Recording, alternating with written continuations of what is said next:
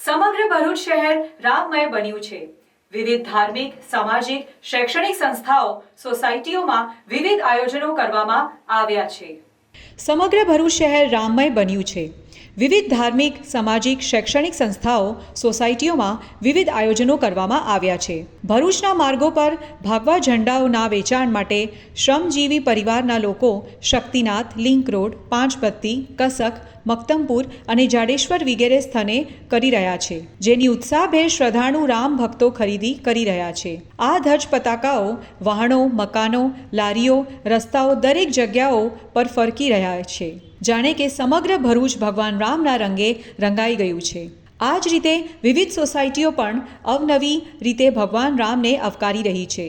મંગલ દર્શન સોસાયટીની મહિલાઓ દ્વારા સોસાયટીના દરેક ઘરને જય શ્રી રામના નામથી નામાભિધન કરવામાં આવ્યું છે।